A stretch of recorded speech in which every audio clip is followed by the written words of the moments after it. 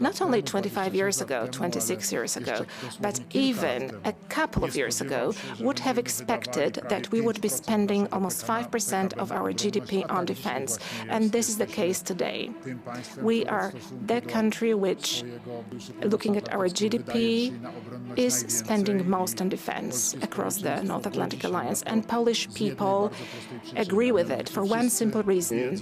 All of them know that Russian imperialism is back, that Russia is attacking countries. Back in 2008, it attacked Georgia. In 2014, it attacked Ukraine, because in fact, that was when the war started. Minsk agreements and other efforts to calm down Vladimir Putin were done in vain. They did not bring results. Now it is high time that we have made a hard, tough decision on this one. That is why I have come to Brussels here today. I also gave an application to Mr. Secretary General so that this issue is one of the items discussed at the upcoming NATO summit in The Hague, so that the North Atlantic Alliance decides that at least 3% of GDP is adopted. Of course, more can be done if people want to, if other countries want to, but the basis is 3% of GDP. We should allocate it for defense, and we should do it immediately. This decision should be implemented immediately, not in 2030, for instance. The reason is very simple. Right? The situation is as follows. We cannot wait until 2030. These decisions have to be taken swiftly and efficiently, and we have to rebuild our military potential, because we do not need to explain it to anyone. We have repeated it dozens of times at different meetings within NATO and in other formats. It has turned out that Europe is totally unprepared for a war threat. We can see that, as a matter of fact, back in the 1990s, some people thought that the history came to an end, that there would be no more war, and that our military forces could be almost liquidated, that we could remove ammunition from our storages, and that we could deal with other things. And then when we had to help Ukraine, when we had to provide Ukraine swiftly with armaments so that it could defend itself against Russia, it turned out that we didn't have anything on stock to transfer to Ukraine. It turned out that all the ammunition that the European part of NATO has will be enough for a couple of days of war to defend Ukraine just for a few days. So this is something that we decisively need to change. In Poland, we immediately made a decision on this one, and that is why we are buying really in huge amounts armaments, military equipment from the United States and also in South Korea. The reason is very simple. Why we are buying from South Korea? Well, we saw that Korean partners are able to provide us with equipment which is very modern within a few months. Both K2 tanks, which we have already bought, as well as K9 howitzers, as well as Chungmo missile launchers. The deadlines were 1 year from the placement of order. 안제이 두다 폴란드 대통령이 6일 벨기에 브뤼셀 나토 본부를 찾아가 한국 선박의 도입에 대해서 노골적으로 말해 큰 주목을 받았습니다. 트럼프가 미국이 나토를 떠날 수 있다는 충격 발언을 한 이후 만들어진 자리여서 유럽국들 모두가 폴란드 대통령의 발언을 주시하지 않을 수 없었습니다. 유럽국들을 압박하던 트럼프는 지난 6일 또다시 나토 회원국들이 돈을 내지 않으면 방어해주지 않을 것이다 라고 말했습니다. 유럽 내에서는 트럼프의 충격 발언 이후 자강론이 크게 부각되면서 국방비를 늘리고 빨리 무기를 도입해서 자국의 국방력을 강화시켜야 하는 상황이 되어버렸습니다. 그동안은 크게 주목하지 않았지만 한국산 무기를 과감하게 계약하고 엄청 빠른 속도로 국방력을 증강시킨 폴란드는 지금 상황에서 부러움의 대상이 되고 있습니다. 폴란드는 이미 나토의 다른 국가들보다 몇 발자국 앞서 나갔기 때문입니다. 트럼프에 의해서 러시아 우크라이나 전쟁은 결국 러시아가 침공한 영토를 내주면서 종전협상이 진행되고 있습니다. 이것은 사실상 우크라이나의 패배로 여겨지고 더 나아가 유럽의 패배로까지 인식되고 있습니다. 이번 패배는 앞으로 러시아가 또다시 유럽을 향해 도발할 수 있다는 우려를 낳고 있습니다. 결국 미국이 방위비를 올리라고 압박하고 있는 상황이지만 미국이 지켜주지 않는다면 러시아 위협에서 스스로를 지켜야 한다고 판단하고 있습니다. 폴란드 두다 대통령은 나토 국가들을 향해 우리가 왜 한국에서 구매했냐면 한국은 몇 달 안에 굉장히 현대적인 장비를 공급할 수 있었기 때문이라고 했습니다.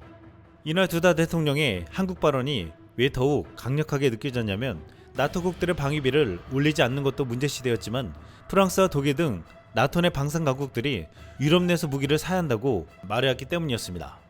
두다 대통령은 프랑스와 독일을 믿다가는 너무 많은 비용과 느린 악기로 빠른 전력 증강을 절대 할 수 없다고 말하는 듯 했습니다. 한국은 주문 뒤 배송 시한이 1년이다 라는 두다 대통령의 말은 지금 독일산 전차를 구입한 국가들에게 충격을 주며 자국 내 비판의 소리가 커지게 만들고 있습니다. 지난해 3월 나토에 가입한 스웨덴은 최근 독일 레오파드 2A8 44대를 구매하기로 했습니다. 원래 독일산 전차를 써왔기에 통일성 때문에 레오파드를 구입했다고 하지만 지금 자국 내에서 비싼 가격과 느린 인도 시점에 대한 비판이 나오고 있습니다. 이미 독일군과 노르웨이 등에서 주문한 물량이 밀려있어 받으려면 2030년에야 가능하다고 했습니다. 이에 한 스웨덴 네티즌은 배달이 너무 느리다. 왜 독일인들은 그렇게 게으른가? 그들은 무기 배달에 대해 한국에게서 배워야 한다 라고 일침을 놓았습니다. 이미 지난 2023년 나토 회원국인 노르웨이가 K2 전차가 평가에서 월등했음에도 정치적인 이유로 독일산 레오파드 전차를 선택한 바 있습니다. 레오파드 2A8의 가격은 대당 500억 원으로 K2 전차의 2배에 가깝고 생산이 너무 느리기 때문에 유럽 내에서는 비판이 쏟아지고 있습니다. 이미 계약한 노르웨이는 초도 물량은 빨라야 2026년에 받을 수 있다고 했는데 비슷한 시기에 K2 전차를 계약한 폴란드는 벌써 98대를 받아서 시점 배치를 끝냈습니다.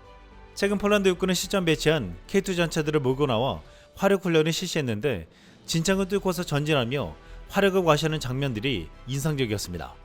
계약한 지 3년도 안 돼서 100여 대의 K2 전차를 받아 막강한 전차 부대를 만들어 훈련하는 폴란드를 주변국들은 부러워할 수밖에 없다고 했습니다. 레오파드를 생산하는 독일 KNDS는 유럽 내에서 한국 현대 로템의 속도에 크게 비교되자 2026년 말에나 주겠다는 노르웨이 레오파드 2A8 전차를 최대한 앞당겨 한 대를 지난해 11월 인도한다고 했습니다. 그래봐야 고작 한 대라며 일각에서 이것은 그저 쇼에 불과하다고 말했습니다. 노르웨이는 원래 옵션으로 18대 추가 도입을 계획했지만 최근 가격 폭등과 인도 시기 등의 문제로 18대는 포기했습니다. 그리고 이 금액으로 한국의 천물을 사겠다는 계획을 짜고 있습니다. 지난해 말 발트 3국 중 리투아니아가 K2 전차가 아닌 레오파드2를 선택하기도 했는데 여기에는 독일군이 주둔하는 것을 의식한 정치적인 선택이라고 했습니다. 독일군이 지켜주기 때문에 독일산 전차를 사준 것이라고 해석되었는데 지금 독일군의 유용은 땅으로 떨어진 상태입니다. 독일에서는 트럼프 발언 이후 유럽 자체 방위력 증강을 외치면서 독일에서도 징병제 복귀론이 불거지면서 독일의 젊은이들이 벌벌 떨고 있다고 했습니다. 지난해 독일의회 국방위원회에 제출된 보고서에 리투아니아 동맹군이 독일군의 무선장비 시스템이 뒤처졌다라고 놀렸다는 얘기까지 나왔다라는 내용이 있었는데 국제연합 군사훈련에서 쓸 장비 측면에서 보면 독일 연방군은 동맹 사슬에서 가장 약한 고리로 전락했다라고 적혀 있었다고 했습니다.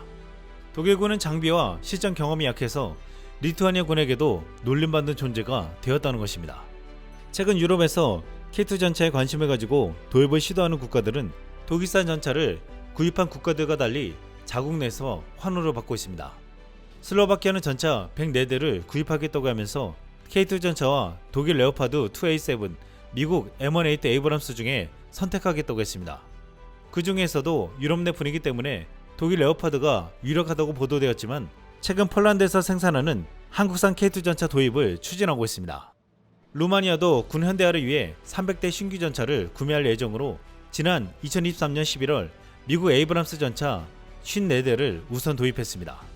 나머지 물량을 두고 K2 전차와 독일 레오파드 2A8이 경쟁 중인데 이미 지난해 K2 전차가 성능과 가격과 낚기 속도 등에서 더 좋은 평가를 받은 것으로 알려졌습니다. 이 때문에 올해 K2 전차 도입은 기정사실이 되고 있습니다.